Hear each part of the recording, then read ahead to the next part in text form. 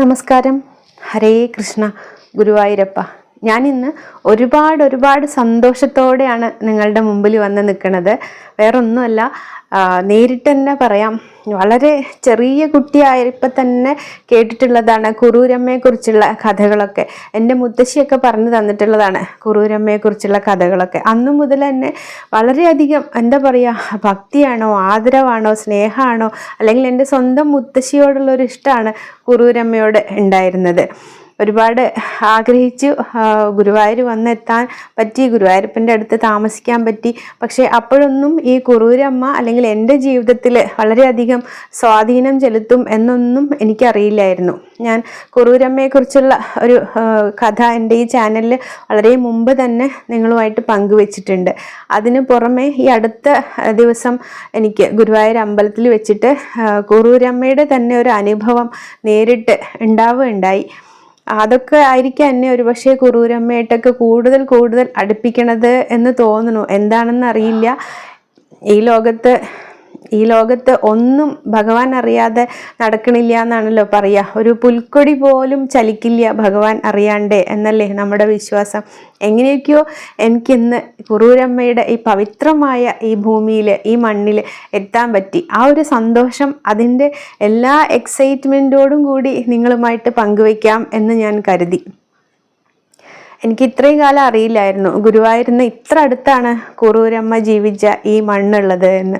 കുറൂരമ്മയോടൊപ്പം നമ്മുടെ സ്വന്തം പൊന്നുണ്ണി കണ്ണൻ ഓടിക്കളിച്ച ഈ മണ്ണ് ഈ കയ്യെത്തും ദൂരത്തുണ്ടായിരുന്നു എന്നറിയാൻ ഒരുപാട് വൈകി. അല്ലെങ്കിലും അങ്ങനെയാണ് അല്ലേ? ഏതോ ഒരു സിനിമയിൽ പറഞ്ഞ പോലെ എല്ലാത്തിനും ഓരോ സമയമുണ്ട് ദാസ എന്ന് പറഞ്ഞില്ലേ, അതുപോലെ ഇപ്പോഴായിരിക്കാം എനിക്ക് ഇതിനുള്ളൊരു യോഗ്യത കൈവന്നിട്ടുണ്ടാവുക. അതങ്ങനെയാണ്. ഈ ഒരു പവിത്രമായ മണ്ണിലൊക്കെ ഒന്ന് വന്ന് നമ്മളുടെ കാലൊന്ന് പതിക്കണമെങ്കിൽ അതിനും ജന്മജന്മാന്തര പുണ്യം തന്നെ വേണമെന്ന് ഞാൻ വിശ്വസിക്കുന്നു. എങ്ങനെയായാലും എനിക്ക് ഈ മണ്ണിൽ എത്തിപ്പെടാൻ പറ്റിയല്ലോ, അത് തന്നെ ഭഗവാന്റെ ഒരു വലിയ കൃപ. അങ്ങനെയാണ് ഞാൻ കാണുന്നത്. നിങ്ങൾക്ക് എല്ലാവർക്കും അറിയോ എന്ന് എനിക്കറിയില്ല. എന്തായാലും ഞാൻ ഇപ്പോൾ അടുത്താണ് അറിഞ്ഞത്. ഗുരുവായൂരിൽ വളരെ അടുത്താണ്, ഒരു 18 കിലോമീറ്റർ ദൂരേ ഉള്ളൂ. ഗുരുവായൂർ ക്ഷേത്രത്തിൽ നിന്ന് കേവലം 18 കിലോമീറ്റർ ദൂരേ ഉള്ളൂ കുറൂരമ്മ ജീവിച്ച ഈ സ്ഥലം. കുറൂരമ്മ ജീവിച്ചു എന്നല്ല, കുറൂരമ്മയോടൊപ്പം നമ്മുടെ പൊന്നുണ്ണിക്കണ്ണനും ജീവിച്ച അല്ലെങ്കിൽ ഓടി നടന്ന ഈ പുണ്യസ്ഥലം. തൃശ്ശൂരിലേക്ക് പോകുന്ന വഴിയാണ്. ഗുരുവായൂരിൽ നിന്ന് തൃശ്ശൂരിലേക്ക് പോകുന്ന വഴിയിൽ കേച്ചേരിയിൽ നിന്ന് ലെഫ്റ്റ് തിരിഞ്ഞു പോയാൽ അവിടെയാണ് ഈ സ്ഥലം ഉള്ളത്. വെങ്ങിണിശ്ശേരി എന്നാണ് ഈ സ്ഥലത്തിൻ്റെ പേര്.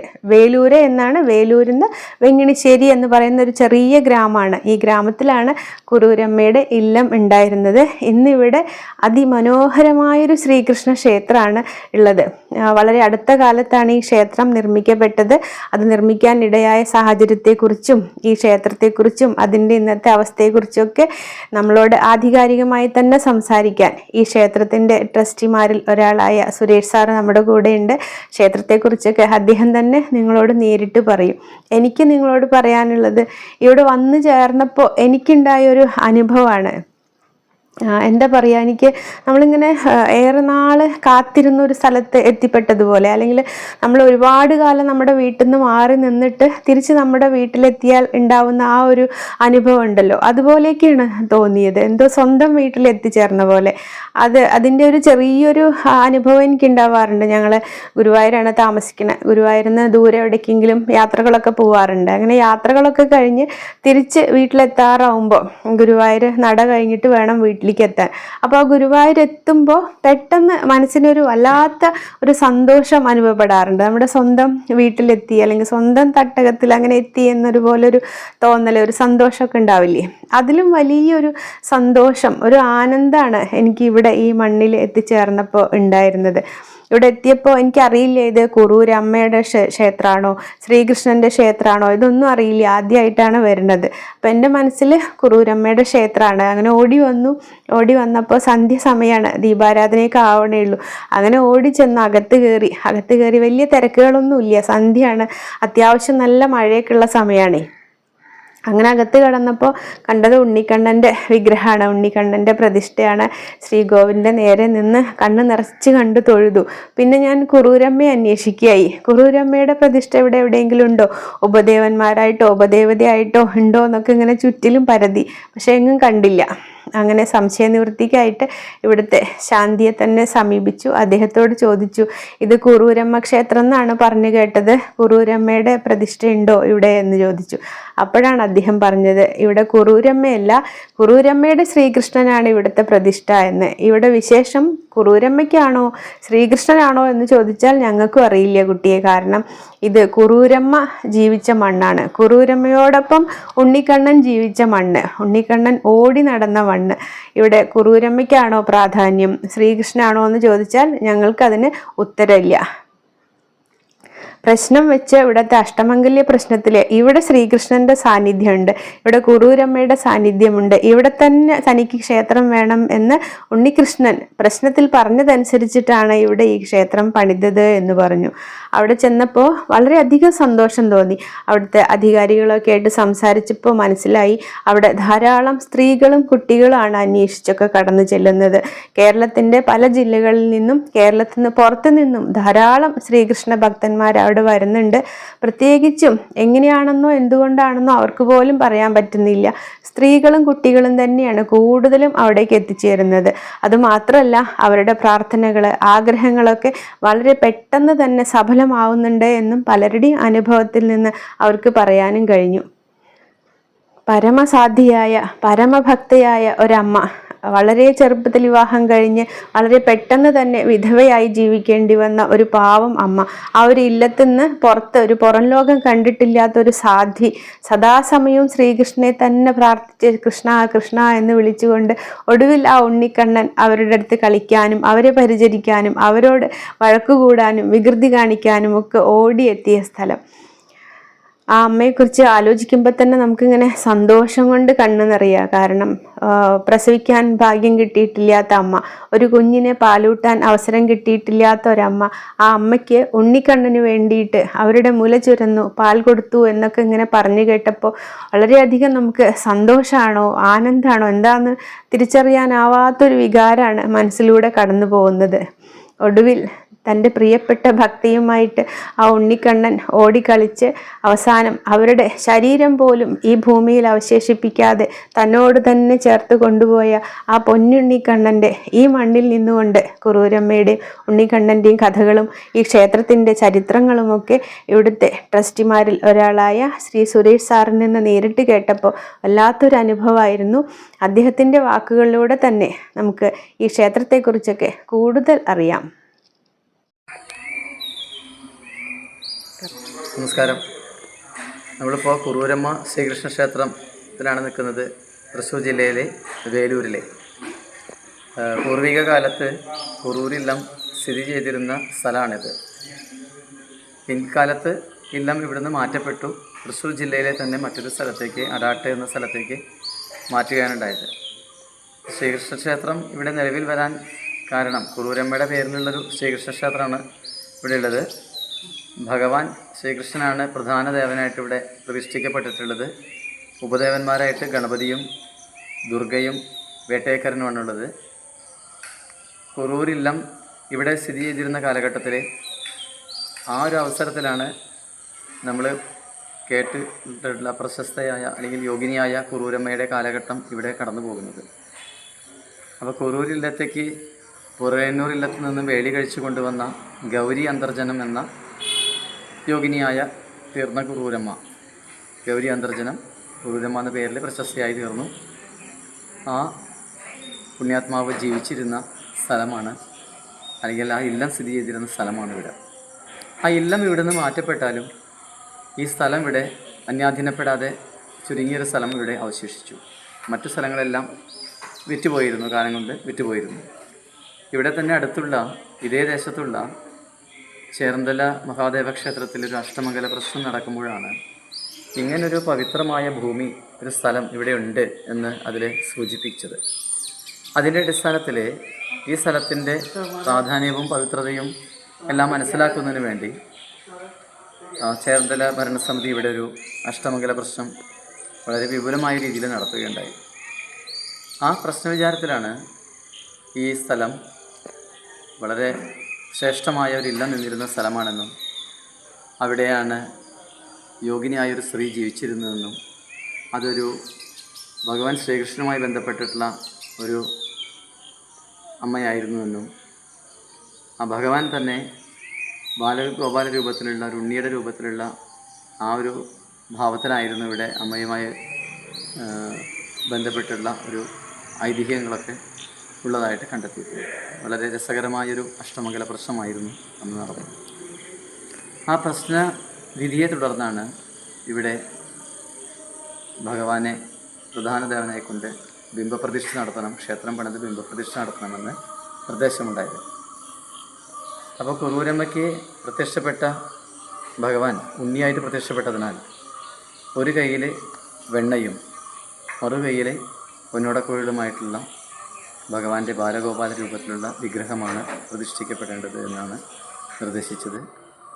ഇത് 2002 പ്രശ്നവിചാരം നടന്നത്. 2004 ആകുമ്പോഴേക്കും നമ്മൾ ഇവിടെ ക്ഷേത്ര നിർമ്മാണത്തിൻ്റെ ആദ്യഘട്ടങ്ങളെല്ലാം തുടങ്ങി. ഇവിടെ ക്ഷേത്രം താന്ത്രിക വിധി പ്രകാരവും വാസ്തുവിദ്യയിലെല്ലാം പറഞ്ഞ പോലെ അണുപിട തെറ്റാതെയാണ് പണിതിട്ടുള്ളത്. ഈ നൂറ്റാണ്ടിൽ ഇത്തരത്തിലൊരു ക്ഷേത്ര നിർമ്മാണം വളരെ അത്യപൂർവമാണെന്ന് പല തന്ത്രിവര്യന്മാരും അഭിപ്രായപ്പെട്ടിരുന്നു ഈ പണി തുടങ്ങിയ കാലഘട്ടത്തിൽ. അപ്രകാരം ഷഡാധാര പ്രതിഷ്ഠയോടുകൂടിയാണ് ശ്രീകോവിൽ നിർമ്മാണം.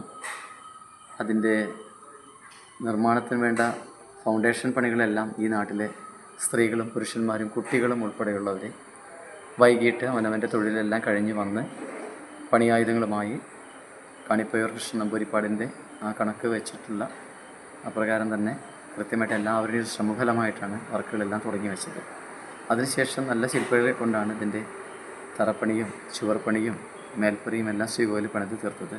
2008 4 വർഷം കൊണ്ട് 2008 ആകുമ്പോൾ മീനമാസത്തിലെ രോഹിണി നാളിൽ ബിംബപ്രതിഷ്ഠാ ചടങ്ങുകൾ നടത്തുകയും ചെയ്തത്. അതിനുശേഷം 2011 ആകുമ്പോഴേക്കും നാലമ്പല പരിധി പൂർത്തീകരിച്ചു. ചുറ്റമ്പലം വലിയമ്പലം പണി കഴിപ്പിച്ച് അതും ഭഗവാന് സമർപ്പിച്ചു. പിന്നീട് 2-3 വർഷങ്ങൾക്ക് ശേഷം നമസ്കാര മണ്ഡപം, പിന്നീട് നടപ്പുര, ചെറിയൊരു ഗോശാല, ചെറിയൊരു ഊട്ടുപുര, ഇങ്ങനെ ക്രമത്തിൽ ക്രമാനുഗതമായിട്ട് ക്ഷേത്രത്തിന് വേണ്ടുന്ന നിർമ്മിതികളെല്ലാം ഇവിടെ ചെയ്തു തീർക്കുകയാണ് ഉണ്ടായത്. ഇനിയും നിർമ്മാണങ്ങൾ നടന്നുകൊണ്ടിരിക്കുകയാണ്.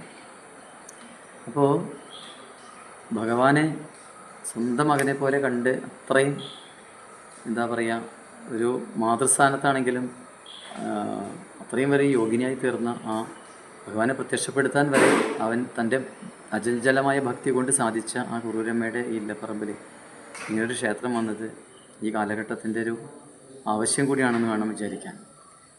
ധാരാളം കൃഷ്ണഭക്തരാണ് കഴിഞ്ഞ കുറച്ച് നാളുകളായിട്ട് ഇവിടെ ഈ അമ്മയുടെ ഈ മണ്ണിൽ ചവിട്ടുന്നതിനും ഭഗവാനെ ഇവിടെ കണ്ടു തൊഴുന്നതിനും വേണ്ടി വന്നുകൊണ്ടിരിക്കുന്നത്. ക്ഷേത്രത്തിലെ നിത്യനിദാന കാര്യങ്ങൾ കൃത്യമായി ചിട്ടപ്പെടുത്തി നിത്യവും ത്രികാല പൂജയോട് കൂടിയിട്ട് പൂജാവിധികളെല്ലാം നടത്തിക്കൊണ്ടിരിക്കുന്നുണ്ട്. നിത്യം ഭാഗവതം വായിക്കുന്ന ഒരു ക്ഷേത്രം കൂടിയാണിത്. രാവിലെ 7-6:30 തുടങ്ങി 10 മണിക്കുള്ളിൽ കുറച്ച് അധ്യായം വിഷ്ണു സഹസ്രനാമവും അതുപോലെ തന്നെ ഭാഗവതം കുറച്ച് അധ്യായം വായിച്ചു തീർക്കും. എല്ലാ 30 വ്യാഴാഴ്ചയും സമ്പൂർണ്ണ നാരായണീയമുണ്ട് ഇവിടെ. അതുപോലെ ഗുരുവായൂർ, തൃപ്രയാർ, നെല്ലുവായി ക്ഷേത്രങ്ങളിലെ ഏകാദശിയോടനുബന്ധിച്ചും ഇവിടെ സമ്പൂർണ്ണ നാരായണീയമുണ്ട്. എല്ലാ മാസവും വെളുത്ത പക്ഷത്തിലെ ഏകാദശിക്ക് ശ്രീമദ് ഭഗവത്ഗീത പാരായണവും നടത്തുന്നുണ്ട്. പിന്നെ മറ്റ് സ്ഥലങ്ങളിൽ നിന്ന് വരുന്ന വിവിധ നാരായണീയ ഗ്രൂപ്പുകൾ, ഭാഗവത സമിതികളെല്ലാം ഇവിടെ വന്നിട്ട് സമർപ്പണമായിട്ട് അവരുടെ വകയായിട്ട് നാരായണിയും ഭാഗവതം എല്ലാം നടത്തി പോകുന്നുണ്ട്. ഭക്തർ ചിലർ ഭാഗവത സപ്താഹം വഴിപാടായിട്ട് നടത്തുന്നുണ്ട്. വർഷത്തിലെ വൈശാഖ മാസത്തിലെ ഭാഗവത സപ്താഹം ഇവിടെ നിശ്ചയിച്ച് നടത്തി വരുന്നുണ്ട്. കൂടാതെ എല്ലാ വർഷവും വൈശാഖ മാസം വളരെ വിശേഷമാണ്. വൈകുന്നേരങ്ങളിൽ പ്രഭാഷണങ്ങളും പരിപാടികളും അന്നദാനവും എല്ലാ ദിവസവും ഉണ്ടായിരിക്കും. കൂടാതെ സപ്താഹങ്ങൾ നടത്തി പോകുന്നുണ്ട്. പൂജയുടെ ദിനം, ജന്മാഷ്ടമി, മീനമാസത്തിലെ രോഹിണി പ്രതിഷ്ഠാദിനം ഇത്യാദി വിശേഷങ്ങൾ, ഇല്ലെന്നറ ഉൾപ്പെടെയുള്ള ചെറിയ തരത്തിലുള്ള ആണ്ടുവിശേഷങ്ങളെല്ലാം ക്രമപ്പെടുത്തി ചിട്ടപ്പെടുത്തി നടത്തി പോവുകയാണ്.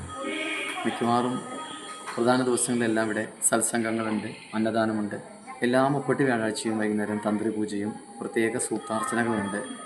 വിവാഹലബ്ധിക്ക് വിവാഹസൂക്തം, സന്താനലബ്ധിക്ക് സൽസന്താനലബ്ധിക്ക് സന്താന സൂക്തം, പിന്നെ ഭാഗ്യാനുകൂലം ഉണ്ടാകാൻ, വ്യാഴപ്പഴവില്ലാതിരിക്കാൻ, ഈശ്വരാധീനം ഉണ്ടാകാൻ വേണ്ടി ഭാഗ്യസൂക്തം. ഇങ്ങനെ 3 സൂക്താർച്ചനകൾ തന്ത്രി മുഖാന്തരമായിട്ട് 30 വ്യാഴാഴ്ച തന്ത്രി പൂജയോടുകൂടി നടത്തി വരുന്നുണ്ട്. മുപ്പട്ടി വ്യാഴാഴ്ച രാത്രി പ്രസാദ ഊട്ടുമുണ്ട് എല്ലാ മാസവും. ഇങ്ങനെ ക്ഷേത്രം നല്ല രീതിയിൽ ചിട്ടപ്പെടുത്തി നടത്തിപ്പോയിക്കൊണ്ടിരിക്കുകയാണ്. ഈ ക്ഷേത്രത്തിന് നേരത്തെ പറഞ്ഞല്ലോ, ചേർത്തല മഹാദേവ ക്ഷേത്രം ഉണ്ട് എന്നുള്ളത്. ഈ രണ്ട് ക്ഷേത്രത്തിൻ്റെയും ഒരുപാട് നിർമ്മിതികളുമായി ബന്ധപ്പെട്ട് കുറച്ച് ബാധ്യതയിലുമാണ് ഈ ട്രസ്റ്റ് കടന്നു പോയിക്കൊണ്ടിരിക്കുന്നത് കുറച്ച് നാളുകളായിട്ട്. ഇതൊരു പബ്ലിക് ട്രസ്റ്റാണ്. ഇന്ത്യൻ ട്രസ്റ്റ് ആക്ടിന് കീഴിൽ രജിസ്റ്റർ ചെയ്തൊരു പബ്ലിക് ട്രസ്റ്റാണ് ഇതിൻ്റെ ഒരു ഭരണം നടത്തി നിർവഹിച്ചു പോകുന്നത്. പ്രധാന ആചാര്യന്മാരുടെ എല്ലാ നിർദ്ദേശങ്ങൾ ശിരസാവഹിച്ചുകൊണ്ടും അവരുടെ വാക്കുകൾ ഏറ്റുകൊണ്ടുമാണ് ഇവിടുത്തെ കാര്യങ്ങളെല്ലാം ചിട്ടപ്പെടുത്തി ട്രസ്റ്റ് രൂപീകരിച്ച് പ്രവർത്തിക്കുന്നത്. ശ്രീ കാണിപ്പൂർ കൃഷ്ണൻ പരിപ്പാട്, മുൻപ് ദിവംഗതരായി പോയ ആളുവാഞ്ചേരി വലിയ തമ്പ്രാക്കൾ, മഹാകവി അക്കിത്തം തുടങ്ങി ഒരുപാട് തന്ത്രി പുലിയന്നൂർ അനിയന്നമ്പൂരിപ്പാടൊക്കെ അധികാരത്തൊക്കെ നമുക്ക് വേണ്ട നിർദ്ദേശങ്ങളെല്ലാം തന്നിട്ടുണ്ട്. ക്ഷേത്രമന്ത്രി ഉൾപ്പെടെ പ്രശസ്ത ജ്യോതിഷൻ ശ്രീ കൂറ്റനാട് രാവണിപ്പണിക്കർ, ഇവരുടെയൊക്കെ അഡ്വൈസ്, ഉപദേശങ്ങളും നിർദ്ദേശങ്ങളെല്ലാം ഈ ഭരണസമിതി ഏറ്റെടുത്ത്, ഭരണസമിതിയുടെ സ്വന്തം തീരുമാനങ്ങളല്ല, നല്ല ഇവരുടെയൊക്കെ നിർദ്ദേശങ്ങളെല്ലാം ഏറ്റെടുത്തുകൊണ്ടാണ് ക്ഷേത്രത്തിൻ്റെ എല്ലാ പ്രവർത്തനങ്ങളും ചിട്ടപ്പെടുത്തി നടത്തിപ്പോയിക്കൊണ്ടിരിക്കുന്നത്. ഈ ഒരു കാലഘട്ടത്തിൽ നമുക്കൊക്കെ എന്താ പറയുക, കുറൂരമ്മയുടെ ഒരു 1000-ൽ 1 അംശം നമുക്കാകാൻ പറ്റുമെന്ന് വെച്ചാൽ സംശയമാണ്. അപ്പോൾ എത്രയോ കാലങ്ങൾക്ക് മുമ്പ്, ഏതാനും നൂറ്റാണ്ടുകൾക്ക് മുമ്പ് ഭഗവാനെ തൻ്റെ അചഞ്ചലമായ നിഷ്കാമ ഭക്തി കൊണ്ട് ഭഗവാനെ പ്രത്യക്ഷപ്പെടുത്താൻ സാധിച്ചുവെങ്കിൽ ഒരു മകനായി കണ്ടുകൊണ്ട് പരിചരിക്കാൻ, പരിപാലിക്കാൻ, പരിലാളിക്കാൻ സാധിച്ച ഒരു യോഗിനിയായ ആ വിധവയായ അമ്മ ശരിക്കും ഒരു അമ്മയായി തീർന്നൊരു കഥ നടന്നൊരു സ്ഥലമാണിത്. അപ്പോൾ ഇവിടെ യഥാർത്ഥത്തിൽ കുറൂരമ്മയുടെ പ്രാധാന്യം കൊണ്ട് സ്ത്രീകൾക്കും ഭഗവാൻ ഉണ്ണിയായി പ്രത്യക്ഷപ്പെട്ട സ്ഥലമായതിനാൽ കുട്ടികൾക്കും പ്രധാനപ്പെട്ട ഒരു ക്ഷേത്രമായിട്ടാണ് ഇപ്പോൾ മാറിക്കൊണ്ടിരിക്കുന്നത്. ഇവിടെ പല കാര്യങ്ങൾക്കും സ്ത്രീകളാണ് എന്തിനും മുന്നിട്ട് വരുന്നത് എന്നുള്ളതും ഒരു പ്രത്യേകതയാണ്. ഏതെങ്കിലും സമർപ്പണങ്ങളായിട്ട് ചെയ്തു തീർക്കാനുള്ള കാര്യങ്ങൾക്കൊക്കെ അവരുടെ ഒരു നല്ലൊരു മുൻകൈ പല സ്ത്രീകളെടുക്കുന്നതായിട്ട് നമുക്ക് കാണാം. അവരുടെ വക വഴിപാടായിക്കൊണ്ടും സംഭാവനയായിക്കൊണ്ടൊക്കെ അങ്ങനെയാണ് മുന്നോട്ട് വരുന്നൊരു കാഴ്ചയുണ്ട്. നിലവിൽ തൃശ്ശൂർ ജില്ല വിട്ടാൽ എറണാകുളം, തിരുവനന്തപുരം, പാലക്കാട് ജില്ലകളിൽ നിന്ന് കൂടുതൽ ഭക്തരുടെ വന്നുകൊണ്ടിരിക്കുന്നൊരു പ്രത്യേകത ഞങ്ങൾ ശ്രദ്ധിക്കാറുണ്ട്. അപ്പോൾ ഇവിടെ കൃഷ്ണനാണോ ഭഗവാനാണോ പ്രധാനം, അതോ കുറൂരമ്മയാണോ പ്രധാനം എന്ന് വെച്ച് കഴിഞ്ഞാൽ വാസ്തവത്തിൽ നമുക്ക് ആർക്കും പറയാൻ പറ്റില്ല. കാരണം ഭഗവാനെ ഇവിടേക്ക് വരുത്തി ഇല്ലത്തുനിന്ന് പുറത്തിറങ്ങാത്ത അമ്മ ചെറുപ്രായത്തിൽ തൻ്റെ നമ്പൂതിരി മരിച്ച ശേഷം, നന്നേ ചെറുപ്പത്തിൽ കൃഷ്ണഭക്തിയായിരുന്നു ഗൗരി എന്ന കുട്ടി. അതിനുശേഷം തൻ്റെ പ്രിയ ഭർത്താവ് മരിച്ച ശേഷം, ദിവംഗതരായ ശേഷം കൂടുതൽ കൃഷ്ണഭക്തിയിൽ മുഴുകി ഇല്ലത്ത് ഒതുങ്ങി ജീവിച്ച ആ അമ്മ ആ ഭഗവാനെ പ്രത്യക്ഷപ്പെടുത്തുന്ന തരത്തിൽ, ഈ ഭഗവാൻ ഇവിടെ വന്ന് അമ്മയെ നിത്യം കണ്ടുപോകാനായിട്ടുള്ളൊരു സാഹചര്യം ഭഗവാൻ ഒരുക്കിയെങ്കിൽ അവിടെ ഭഗവാനാണോ പ്രാധാന്യം, അമ്മയ്ക്കാണോ പ്രാധാന്യം, ആർക്കാണെന്നുള്ളത് സംശയമാണ്, ഇപ്പോഴും സംശയമാണ്. അപ്പോൾ നമ്മൾ രണ്ടുപേർക്കും തുല്യ പ്രാധാന്യം തന്നെയാണ് പറയുന്നത്. എങ്കിൽ പോലും അമ്മയുടെ ഒരു ഭക്തി അത് ഇന്ന് നമ്മുടെ സമൂഹത്തിൽ അല്ലെങ്കിൽ ഇന്നിപ്പോൾ ജീവിച്ചിരിക്കുന്ന ആർക്കെങ്കിലുമൊക്കെ എത്രയ്ക്ക് ഉണ്ടോ എന്ന് വെച്ചാൽ സംശയമല്ലേ. അപ്പോൾ അത്രയും ഒരു സംഭവങ്ങൾ നടന്നൊരു സ്ഥലമാണിത്. അപ്പോൾ ഈ പുണ്യഭൂമിയിലേക്ക് എല്ലാ കൃഷ്ണഭക്തർക്കും ഞങ്ങൾ സ്വാഗതം ആശംസിക്കുകയാണ്. തന്നാൽ കഴിയുന്ന എന്തെങ്കിലും സമർപ്പണങ്ങളായിട്ട് ചെയ്യുവാൻ ഓരോരുത്തരും തൻ്റെ ജന്മസാഫല്യമായി കണ്ടുകൊണ്ട്, തൻ്റെ ജീവിതത്തിൽ നമുക്ക് ചെയ്യാൻ പറ്റുന്നൊരു കാര്യമായി കൊണ്ടുകൊണ്ട് ക്ഷേത്രത്തിൻ്റെ വികസനത്തിനൊക്കെ ഒരു കയ്യൊപ്പ് ചാർത്തുവാൻ എല്ലാ ഭക്തരോടും നമ്മൾ ഈ ഭരണസമിതി ട്രസ്റ്റ് അപേക്ഷിക്കുകയാണ്, അഭ്യർത്ഥിക്കുകയാണ്. എല്ലാവർക്കും നന്മ വരട്ടെ, എല്ലാവർക്കും ഭഗവാന്റെ അനുഗ്രഹം ഉണ്ടാവട്ടെ എന്ന് പ്രാർത്ഥിച്ചുകൊണ്ട് നമസ്കാരം. പിന്നെ നമ്മുടെ കുറൂരമ്മയുടെയും കൃഷ്ണൻ്റെയും കഥകളായിട്ടാണ് പറഞ്ഞു വെച്ചെങ്കിലും പൂർവിക തലമുറ കുറൂരിലെത്തുള്ള ഒരു വഴിയൊക്കെ നമ്മൾ കേട്ടിട്ടുള്ളത്. ഇപ്പോൾ 94-92 വയസ്സായിട്ട് 2-3 വർഷങ്ങൾക്ക് മുമ്പ് കുറൂർ വലിയ നമ്പൂരിപ്പാട് അന്തരിച്ചു. ബ്രഹ്മശ്രീ പരമേശ്വരൻ നമ്പൂരിപ്പാട്. അദ്ദേഹമൊക്കെ വളരെ ഒരു അക്കാദമിക് ഇൻട്രസ്റ്റിൽ ഈ ക്ഷേത്രത്തിൻ്റെ നിർമ്മിതി തൊട്ട് എല്ലാ കാര്യങ്ങൾക്കും ഞങ്ങൾക്ക് ഉപദേശം തരാറുണ്ട്. അപ്പം അങ്ങനെയൊക്കെ കേട്ട് ഞങ്ങൾക്ക് കിട്ടിയിട്ടുള്ള കഥകളെന്ന് പറയാനും വയ്യ, ഐതിഹ്യം പറയാനും വയ്യ, എന്നാൽ യാഥാർത്ഥ്യങ്ങളാവാം, ചരിത്രമായിരിക്കാം. അതിലൊക്കെ പറയുന്നത് കുറൂരമ്മ മകനെ പോലെ കണ്ടിരുന്നു കൃഷ്ണൻ എന്നാണ് പറയുന്നത്. അമ്മ വിളിക്കുമ്പോഴൊക്കെ, അപ്പം അമ്മ ആദ്യകാലത്തൊക്കെ അടുത്തൊരു ഇല്ലത്തെ ഉണ്ണി വരികയാണെന്നാണ് അമ്മയും ധരിച്ചത്. കാരണം അമ്മയ്ക്ക് അറിയില്ലല്ലോ, അമ്മ അങ്ങനെ പുറത്തിറങ്ങില്ല. ഇല്ലത്ത് വിധവയായ ശേഷം ഒതുങ്ങിക്കൂടി ജീവിക്കുകയാണല്ലോ. അപ്പം അമ്മ രാവിലെ എന്നും ഭഗവാനെ അവിടെ പൂജിക്കുന്നു, ഭഗവാനെ നിവേദ്യങ്ങൾ സമർപ്പിക്കുന്നു, ഇതൊക്കെ ചെയ്തുകൊണ്ടിരിക്കുന്നു. അങ്ങനെ ഭക്തി മൂത്ത് എല്ലാവർക്കും തോന്നുന്നത് എന്താ വെച്ചാൽ അമ്മയ്ക്ക് എന്തോ ഒരു ഹലൂസിനേഷൻ സ്റ്റേജിൽ എത്തി എന്നുള്ള രീതിയിൽ പലരും അമ്മയെ അങ്ങനെ ഒഴിവാക്കിയിട്ടുണ്ടായിരുന്നു എന്നും പറയുന്നു. അതായത് അവരിങ്ങനെ ഭക്തി മൂത്ത് നടക്കുക നമ്മളിങ്ങനെ പറയില്ലേ. അപ്പോൾ ചില സമയങ്ങളിലൊക്കെ അമ്മയ്ക്ക് ഈ കുട്ടിയെ കാണാനുണ്ട്, കുട്ടി എന്താ ഉണ്ണി ഇന്ന് വൈകി എന്നൊക്കെ ചോദിക്കുന്നു, സംസാരിക്കുന്നു. നമുക്ക് മറ്റുള്ളവർക്കാർക്കും കാണാൻ പറ്റില്ല. അപ്പോൾ അമ്മയ്ക്ക് പൂർണ്ണമായിട്ടും അമ്മ ഒരു മാനസിക ഒരു വിഭ്രാന്തിയിലാണെന്നൊരു തരത്തിൽ ചിന്തിക്കാവുന്ന തരത്തിലൊക്കെ ആയിരുന്നു എന്ന് പറയുന്നു. പക്ഷെ അമ്മയ്ക്ക് കൃത്യമായിട്ട് ഉണ്ണിയെ കാണാനുണ്ട്, ഒരു ഉണ്ണി വരുന്നുണ്ട്, ഉണ്ണിയായിട്ട് സംവാദിക്കുന്നുണ്ട്. പക്ഷെ ഉണ്ണിയെ മറ്റുള്ളവർക്ക് കാണാൻ പറ്റില്ല, കേൾക്കാൻ പറ്റുന്നില്ല. അതാണ് അതിൻ്റെ യാഥാർത്ഥ്യം. അപ്പോൾ അങ്ങനെയുള്ള ആ അമ്മ ഈ അമ്മയുടെ അടുത്തേക്ക് കൃഷ്ണൻ വില്ലുമംഗലം സ്വാമിയാർ പുറപ്പെട്ട സമയത്തൊരു കഥയുണ്ടല്ലോ. അവർ വരുമ്പോൾ ശംഖൂതിയപ്പോൾ ശംഖ് വിളിക്കാൻ ശബ്ദം വന്നില്ല എന്ന കഥകളൊക്കെ ഉണ്ട്. ഇതൊക്കെ കൃഷ്ണനുമായി ബന്ധപ്പെട്ടും കുറൂരമ്മയുടെ അടുത്ത് ഭഗവാൻ വരുന്നതും കുറൂരമ്മയ്ക്ക് ഭഗവാൻ പ്രാധാന്യം കൊടുത്തിരുന്നതുമായിട്ടുള്ള കുറേ കാര്യങ്ങൾ കടന്നു പോകുന്നുണ്ട്. ഇതുപോലെ തന്നെയാണ് ഇവിടെ വികൃതി സഹിക്കാൻ വയ്യാണ്ട് കലത്തിലെ കുറൂരമ്മ കൃഷ്ണനെ അടച്ചിട്ടിരുന്നു. ഉണ്ണി ഇവിടെ കിടക്കുന്നുണ്ട്. കരി പുരണ്ട ശരീരമായിട്ട് പിന്നെ ഭഗവാൻ പുറത്തേക്ക് വന്നതും ആ കഥകളുണ്ട്. ഒരവസരത്തിൽ പറയുന്നത് കേൾക്കണു, മാതൃവാത്സല്യം കൊണ്ട്, അത്രയും മാതൃവാത്സല്യം കൊണ്ടും ആ കുട്ടിയോടുള്ള അത്രയും ഇഷ്ടം കൊണ്ടും ഒരു വിധവയായ അമ്മ പ്രസവിച്ച് ഒരു അമ്മയായി തീരാത്ത, എന്നാൽ അമ്മയുടെ സ്ഥാനത്ത് ഭഗവാനെ തന്നെ മകനായി കിട്ടുകയും ഭഗവാന്റെ ഒരു അമ്മയായി തീരുകയും ചെയ്ത ഈ ഗൗരി അന്തർജനത്തിന് കുറൂരമ്മ ഭഗവാനെ മുലയൂട്ടുന്നതിന് വേണ്ടി പാലിച്ചുരത്തിയതായിട്ട് പോലും പറഞ്ഞു കേൾക്കുന്നു. അപ്പോൾ ഒന്ന് ആലോചിച്ച് നോക്കൂ, ഭഗവാനോടുള്ള ആ അമ്മയുടെ ഒരു അത്രയും ചഞ്ചലമായൊരു ഭക്തിയും അമ്മയുടെ ഒരു വിശ്വാസവും അതുപോലെ ഭഗവാന് അമ്മയോടുള്ളൊരു അത്രയും ഒരു ഇഷ്ടവും താല്പര്യം നമുക്ക് പറഞ്ഞറിയിക്കാൻ വയ്യ. ഇവിടുത്തെ നടന്ന് ഇതുവരെയുള്ള നിർമ്മാണങ്ങളും ക്ഷേത്രത്തിൻ്റെ ഡെവലപ്മെൻറ്റും ഒക്കെ അല്ലെങ്കിൽ അത്ഭുതങ്ങളാണ് പലപ്പോഴും നമുക്ക് തോന്നിയിട്ടുള്ളത്.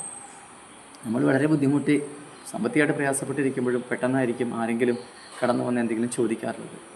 അങ്ങനെയുള്ള കുറേ കാര്യങ്ങളുണ്ട്. ഏതായാലും ഈ ഭൂമിക്കും കുറേ ഐതിഹ്യങ്ങളുണ്ട്.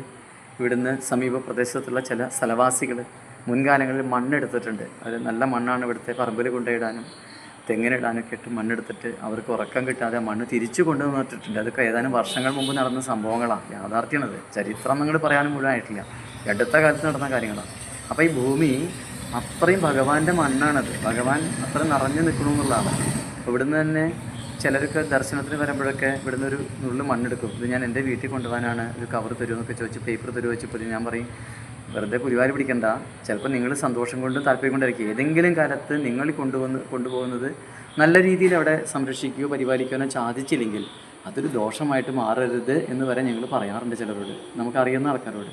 കാരണം ഇത് അവർക്കൊരു ബുദ്ധിമുട്ടായി തീരുമല്ലോ. കാരണം ഭഗവാന്റെ പവിത്രമായ മണ്ണാണതേ. അപ്പോൾ അമ്മയുടെയും ഭഗവാന്റെയും ആ ചൈതന്യം ഉണ്ടല്ലോ ഇന്നും ഇവിടെ നിറഞ്ഞു നിൽക്കുന്നൊരു ഫീലാണ് ശരിക്കും. സന്ധ്യയ്ക്കും അതിരാളിക്ക് തൊഴുമ്പുള്ള കിട്ടുന്നൊരു ഇതുണ്ടല്ലോ. എത്ര പേരാണ് നമ്മളോട് പറയാറെന്നറിയും. ഇത് ഒരുപാട് സ്ഥലങ്ങളിൽ നിന്ന് സമ്പൂർണ്ണനാരായണത്തൊക്കെ ആയിട്ട് ധാരാളം പേര് വരും. ഇപ്പം മിനിഞ്ഞാന്ന് 2 ദിവസം മുമ്പാണ് മുംബൈ സ്വസ്തി ചിന്മയം ഗ്രൂപ്പും ഇവിടെ വന്നിട്ട് വലിയൊരു നാരായണീയജ്ഞം 12 മണിക്കൂർ നീണ്ടു നിൽക്കുന്ന നടത്തിപ്പോയത്. അതുപോലെ ഒരുപാട് പേര്. അങ്ങനെ ഈ വൈശാഖ മാസത്തിൽ ഈ വർഷം അതെ വൈകുന്നേരത്തെ പ്രഭാഷണങ്ങൾ പരിപാടികളൊക്കെ ഇങ്ങനെ വഴിപാടായിട്ട് വന്ന് സമർപ്പിക്കുകയാണ്. ആൾക്കാർ ചോദിക്കുകയാണ്, ഞങ്ങൾ നടത്തട്ടെ, ഞങ്ങൾക്കൊരു മണിക്കൂർ തരൂ, അരമണിക്കൂർ സമയം തരൂ, ഒരു 1.5 മണിക്കൂർ തരൂ എന്ന് ചോദിച്ചിട്ടാണ് എല്ലാവരും വന്നിരുന്നത്. ഒരു അവസാന കാലഘട്ടം എന്ന് പറയുന്നത് ഇതേപോലെ നമുക്ക് പറഞ്ഞ് വാമൊഴിയായിട്ട് നമുക്ക് കിട്ടിയിട്ടുള്ളത് ഒരു ദിവസം അമ്മയെ കാണാതായി എന്നുള്ളതാണ്. പറയുന്നു അമ്മയ്ക്ക് ഒരു വിഭ്രാന്തിയുടെ ഒരു സ്റ്റേജിൽ, അല്ലെങ്കിൽ അമ്മ ഭക്തി മൂത്തൊരവസ്ഥയിൽ താവഴിക്കാരെല്ലാവരും മറ്റൊരിടത്തേക്ക് മാറിയെന്ന് പറഞ്ഞല്ലോ. അവർ പോകുമ്പോൾ ഒരു പരിചാരകയെ ഇവിടെ കൂട്ടിൽ നിർത്തി പോയി എന്നാണ് പറയുന്നത്. ആ പരിചാരക തന്നെ അമ്മയ്ക്ക് അവസാന കാലഘട്ടത്തിൽ ഇവിടെ ഉണ്ടായിരുന്നത്. ഒരു ദിവസം അമ്മ അപ്രത്യക്ഷമാവണ പോലെ ഭഗവാൻ അമ്മയെ ഉടലോടെ കൊണ്ടുപോയി എന്ന് വേണം വിചാരിക്കാനായിട്ട്. അങ്ങനെയാണ് നമുക്ക് മനസ്സിലാക്കുന്നത്. കാരണം ബാക്കി ഒന്നും അവിടെ പറയുന്നില്ല. അമ്മയെ ഒരു ദിവസം നമുക്ക് കാണാണ്ടിരുന്നത്. അപ്പോൾ ഭഗവാൻ അമ്മയെ പൂന്താനത്തിലേക്ക് കൊണ്ടുപോയ പോലെ തന്നെ ഇപ്പോൾ പൂന്താനത്തിനെ കൊണ്ടുപോയിച്ച ഉറപ്പാണല്ലോ, കുറൂരമ്മയെ എന്തായാലും കൊണ്ടുപോകും. മകനായിട്ട് വന്നിട്ടുള്ള ആളാണ് ഭഗവാൻ. അപ്പോൾ ഭഗവാൻ അങ്ങനെ അമ്മയും ഉടലോടെ കൊണ്ടുപോകുകയാണ് സ്ഥിതി. അങ്ങനെ വിഷ്ണുവാദം പോവുക, വിഷ്ണുലോകം പോവുക ചെയ്തിട്ടുള്ളത് അമ്മ എന്നാണ് നമുക്ക് മനസ്സിലാകുന്നത്. അപ്പം അങ്ങനെയൊക്കെ ചരിത്രവും 500 വർഷത്തിൻ്റെ അടുത്താകുമ്പോൾ ഒരു ചരിത്രം തന്നെയാണ്. ചരിത്രവും പിന്നെ നമ്മൾ കേട്ടുള്ള ഐതിഹ്യങ്ങളും കഥകളും ഒക്കെ നിറഞ്ഞു കിടക്കുന്ന കെട്ടുപണഞ്ഞു കിടക്കുന്നൊരു പവിത്ര പുണ്യഭൂമിയാണ് ഈ കുറൂർ ഇന്ന് സ്ഥിതി ചെയ്തിരുന്ന ഈ വെങ്ങലശ്ശേരിയിലെ വേലൂരിലെ ഇപ്പോൾ നിലവിലെ കുറൂരമ്മ ശ്രീകൃഷ്ണ ക്ഷേത്രം സ്ഥിതി ചെയ്യുന്ന ഈ സ്ഥലം. അതിൻ്റെ ഒരു പവിത്രത പറഞ്ഞറിയിക്കാൻ വയ്യ. കുറൂരമ്മ ശ്രീകൃഷ്ണ ക്ഷേത്രത്തെക്കുറിച്ച് കൂടുതൽ അറിയാൻ സുരേഷ് സാറിൻ്റെ വാക്കുകൾ എല്ലാവർക്കും സഹായമായി എന്ന് മനസ്സിലാക്കാം. എല്ലാവർക്കും ഈ കുറൂരമ്മയുടെ ഈ അമ്പലത്തിലേക്ക് വരാനുള്ളൊരു ഭാഗ്യം ഉണ്ടാവട്ടെ എന്ന് പ്രാർത്ഥിക്കുന്നു. സാധാരണ എല്ലാവരുടെയും ശ്രീകൃഷ്ണ ക്ഷേത്രം എന്ന് പറയുമ്പോൾ ശ്രീകൃഷ്ണൻ തന്നെയാണ് പ്രാധാന്യം. പക്ഷേ ഇവിടെ വെറും ശ്രീകൃഷ്ണനല്ല, കുറൂരമ്മ ശ്രീകൃഷ്ണൻ എന്നാണ് പറയുന്നത്. എന്താല്ലേ കുറൂരമ്മയുടെ ശ്രീകൃഷ്ണൻ. നമ്മളൊക്കെ പറയും എൻ്റെ ഗുരുവായൂരപ്പൻ, എൻ്റെ പൊന്നു ഗുരുവായൂരപ്പൻ എന്നൊക്കെ പറയും. പക്ഷേ ഇവിടെ ഇതാ കുറൂരമ്മയ്ക്ക് മാത്രമായിട്ടൊരു ശ്രീകൃഷ്ണൻ, കുറൂരമ്മ ശ്രീകൃഷ്ണൻ എന്ന പേരിൽ തന്നെ ഒരു ക്ഷേത്രം ഉണ്ടായിരിക്കുകയാണ്. ഇതുവരെയും ഈ ക്ഷേത്രത്തിൽ ഒരുപാട് പേര് വന്നു പോയി എന്നറിഞ്ഞു. പല പല സ്ഥലങ്ങളിൽ നിന്ന് അവരൊക്കെ ഭാഗ്യം ചെയ്തവർ. ഇനിയും ഈ കുറൂരമ്മ ശ്രീകൃഷ്ണ ക്ഷേത്രത്തിൽ വരാൻ സാധിക്കാത്തവരുണ്ടെങ്കിൽ എല്ലാവർക്കും അതിന് സാധിക്കട്ടെ. ഗുരുവായൂർ വന്ന് ഉണ്ണിക്കണ്ണനെ കണ്ടു തൊഴുത ഈ കുറൂരമ്മ ശ്രീകൃഷ്ണ ക്ഷേത്രത്തിലും കൂടി വരാൻ എല്ലാവർക്കും അവസരം ഉണ്ടാവട്ടെ. അതിനിടയ്ക്ക് ഒരു കാര്യം പറയാൻ വിട്ടുപോയി. എൻ്റെ ഈ ചാനൽ ഇതുവരെ സബ്സ്ക്രൈബ് ചെയ്തിട്ടില്ല എന്നുണ്ടെങ്കിൽ ഒന്ന് സബ്സ്ക്രൈബ് ചെയ്തോളൂ. ഈ പറഞ്ഞ കഥകളും കാര്യങ്ങളൊക്കെ ഇഷ്ടമാവുന്നുണ്ട് എന്നുണ്ടെങ്കിൽ ഒന്ന് ലൈക്ക് ചെയ്യാനും മടിക്കരുത്.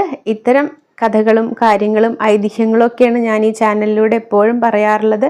ഇതൊക്കെ കേൾക്കാൻ ഇഷ്ടമുണ്ട് എന്ന് നിങ്ങൾ വിശ്വസിക്കുന്ന നിങ്ങളുടെ പ്രിയപ്പെട്ട സുഹൃത്തുക്കളോ ബന്ധുക്കളോ ഒക്കെ ഉണ്ടെങ്കിൽ അവർക്കൊന്ന് ഷെയർ ചെയ്ത് കൊടുക്കാനും മടിക്കരുത്.